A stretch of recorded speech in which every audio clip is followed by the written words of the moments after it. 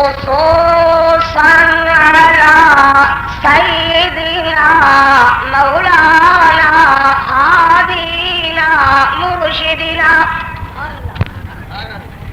هادينا مرشدنا محمد المصطفى صلى الله عليه وسلم الذي ما ضل وما غوى وما ينطق عن الهوى أما بعد فأعوذ بالله من الشيطان الرجيم بسم الله الرحمن الرحيم يا أيها الذين آمنوا إنما المشركون نجس فلا يقربوا المسجد الحرام بعد عامهم هذا وإن خفتم عيلة فسوف يغنيكم الله من فضله إن شاء إن الله عليم حكيم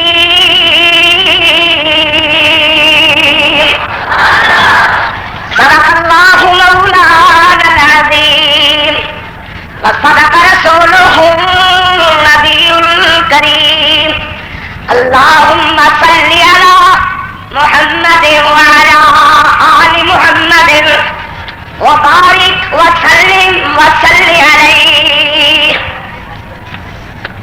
حمد و ثنا کبریائی کے پاک کلمے اللہ جل جلالہ کے لیے، درود و سلام آقائے دو جہاں رحمت کائنات فخر موجودات خاتم المرسلین جناب محمد رسول اللہ صلی اللہ علیہ وآلہ وصحبہ وسلم کے لیے، جناب صاحب گرامی قادر فی وقار علماء کرام، بزرگوں، دوستوں، عزیزوں، دعا ہے اللہ اس پرش کو کانفرنس کو اپنی بارگاہ میں قبول فرمائے۔ واضح بات ہے کہ اس کانفرنس میں ماشاءاللہ جس محبت اور پیار کے ساتھ میرے مسلک میری جماعت اہل حدیث کے علماء تشریف لائے ہیں، اکابرین تشریف لائے ہیں، جس طرح عوام پیار اور محبت کا مظاہرہ کرتے ہوئے تشریف لائے ہیں، انشاءاللہ جو لوگ اپنے سواد اعظم ہونے کا تانا دیتے رہتے تھے، آج انہیں پتہ چل جائے گا خدا کے فضل سے کہ یہ وہ لوگ ہیں جو صرف اللہ کے دروازے پہ جھکنے والے، یہ وہ لوگ جو صرف اور صرف جناب محمد رسول اللہ صلی اللہ علیہ وسلم کو اپنا رہبر و رہنما اور پیشوا مقتدا سمجھنے والے، خدا کے فضل سے یہ بھی کسی سے کم نہیں ہے۔ اللہ اکبر۔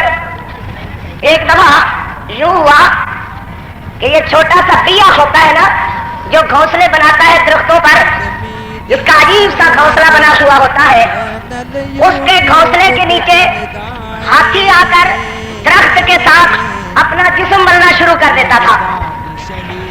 پہیے کی بیگم نے جا کر کے ہاتھی کی بیوی سے شکایت کی کہ ذرا اس اپنے چودھری کو کہو کہ چھوٹے چھوٹے ہمارے بچے ہیں، بعد آ جائے اس طرح درخت کے ساتھ یہ جب آ کر اپنا جسم ملتا ہے، درخت چلتا ہے، ہمیں خطرہ لائق ہو جاتا ہے، براہ مہربانی ایسا نہ کرے۔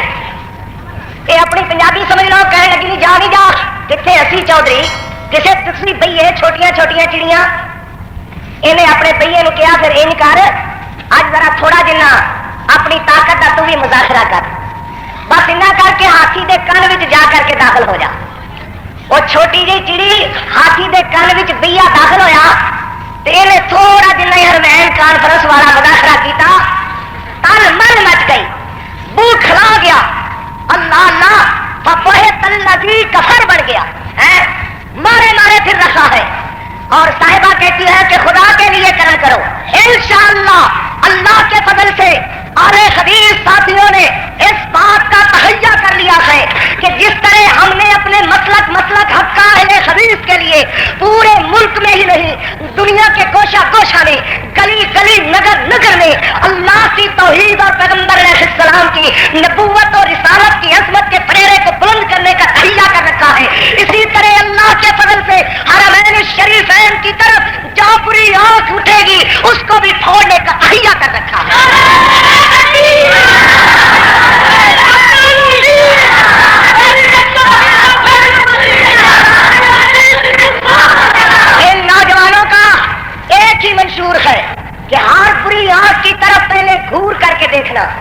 اور اگر دور کر کے دیکھنا ان کو سمجھ میں نہ آئے تو پھر ذرا ڈنڈا کھلا کر کے ان کو سمجھا دینا.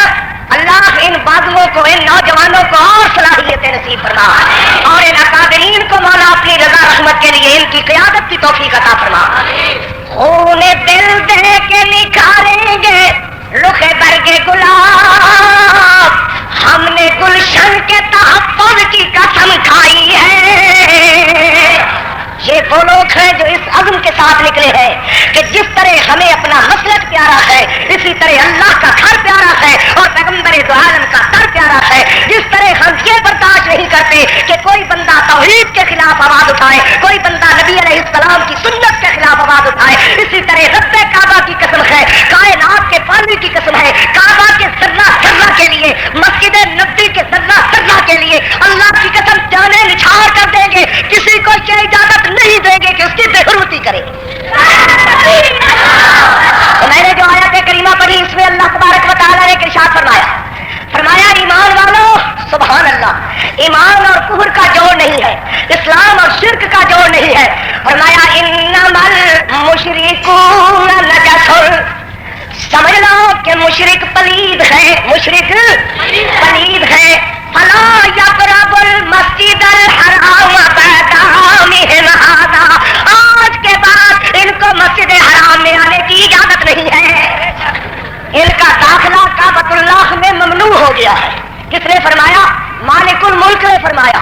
انہوں نے خود اپنے آپ کے لیے یہ راستہ منتخب کر لیا کہ مکے اور مدینے کو کھلا شہر قرار دیا جائے. کیا مطلب کھلا شہر قرار دینے کا؟ کھلا تو پہلے ہی ہے، اللہ کے فضل سے توحید کے مستانوں کے لیے، رسالت کے پروانوں کے لیے، ایمان والوں کے لیے، موحدوں کے لیے، صالح حدیثوں کے لیے خدا کے فضل سے کھلا ہی کھلا ہے. کھلا ہونے کا کیا مطلب ہے؟ کہتے ہیں کہ جس طرح ہمارے شہروں میں سکھوں کو آنے کی اجازت ہے، ہندوؤں کو آنے کی اجازت ہے، انگریزوں کو آنے کی اجازت ہے، اسی طرح کعبہ اور مدینہ میں بھی اجازت دی جائے. اگر یہی مانا ہے تو سن لو، وہاں کوئی مشرک نہیں داخل ہو سکے گا، کوئی وہاں بدعتی داخل نہیں ہو سکے گا. اللہ تبارک و تعالیٰ نے فیصلہ فرما دیا لا یقرب المسجد الحرام بعد عامهم هذا. رہا یہ کہ وَإِنْ خِفْتُمْ عِلَةً، مولا کریم نے اپنے پیارے موحدوں کو، حرمین شریفین کے خادموں کو، حرمین شریفین کی حفاظت کرنے والوں کو فرما دیا اگر تم یہ خیال کرتے ہو کہ ان کی وجہ سے تمہاری آمدنی کچھ بڑھتی ہے، فَسَوْفَ يُغْنِيكُمُ اللَّهُ مِنْ فَضْلِهِ، اللہ تمہیں اپنے فضل سے مالا مال کر دیں گے. اللہ تبارک و تعالیٰ نے سعودی حکومت کو توفیق دی، انہوں نے بڑے بڑے مزاروں اور کبوں کو، بڑے بڑے بنے ہوئے بہت سارے کبوں کو گرا کر کے قبروں کو برابر کر دیا. تاریخ گواہ ہے جب سے سعودی حکومت نے یہ قدم اٹھایا کہ 4 مسلوں کی بجائے ان کو ہٹا کر کے ایک آدمی کو اللہ کے گھر اور پیغمبر علیہ السلام کی مسجد کے لیے مقرر کیا، جبکہ کبوں کو گرا کر کے قبروں کو برابر کر دیا. اللہ اکبر. شاہ کشمیری رحمت اللہ علیہ شاہ عبد العزیز کے پاس گئے، کہنے لگے لوگوں میں فضا مقدر ہو رہی ہے، لوگ کہتے ہیں انہوں نے قبروں کی بے حرمتی کی ہے، ذرا مصلحت کے تقاضے کے مطابق تھوڑا سا اپنے آپ کو نرم کر لیجیے. حضرت شاہ عبد العزیز رحمت اللہ سعودی حکمران نے اپنی جیب سے خنجر نکالا، کہا اگر مہمان کی بے حرمتی کی اجازت ہوتی تو میں تجھے ذبح کر دیتا. تجھے جرأت کیسے ہوئی کہ جو اللہ کے پیارے پیغمبر علیہ السلام نے فرمایا ہو قبروں کو برابر کر دیا جائے، تجھے کیسے جرأت ہوئی کہ مجھے کہے پیغمبر علیہ السلام کی حدیث کی خلاف ورزی کرو؟ فرمایا اللہ نے.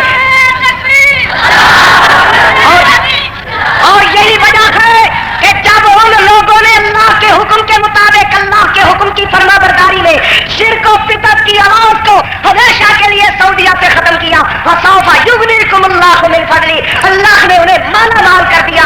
جانتے ہو اس وقت ریال کی قیمت کیا تھی، اب کیا ہے؟ مولا نے ان کے لیے سونے کے ذخائر کھول دیے، پیٹرولیم کے ذخائر کھول دیے. یہ صرف اس وجہ سے کہ انہوں نے رب کی توحید کا پریرا بلند کیا، نبی کی عظمت کا پریرا بلند کر دیا. انہوں نے ان کو اللہ نے دنیا آخرت میں روشن کر دیا. یاد رکھو جو بندہ رب کی توحید کا پریرا بلند کرے گا، پیغمبر علیہ السلام کی سنت کا پریرا بلند کرے گا، اللہ اسے کبھی دلیل نہیں کرے گا، ہمیشہ سرخرو رہے گا، ہمیشہ اللہ سے سرخرو رکھے گا. عزم کر لو ملک میں جگہ ہم نے توحید کی عظمت کا پریرا بلند کرنا ہے، جگہ ہم نے پیغمبر علیہ السلام کی رسالت اور نبوت کا پریرا بلند کرنا ہے. ہم نے اللہ کے فضل سے کعبۃ اللہ کے تقدس کو بھی مجروح نہیں ہونے دینا اور پیغمبر علیہ السلام کی پاک مسجد کی بے حرمتی بھی نہیں ہونے دینی. کبھی بھی مشرکوں بدعتیوں کو اپنے خون کے قطرہ جسم میں رکھنے کی طاقت پر ان کا انشاءاللہ ہم اللہ کے اس فیصلے کو دنیا کے سامنے دہراتے رہیں گے، پیش کرتے رہیں گے کہ اللہ نے مشرکوں کا داخلہ کعبہ نے ممنوع کر دیا۔ جزاکم اللہ۔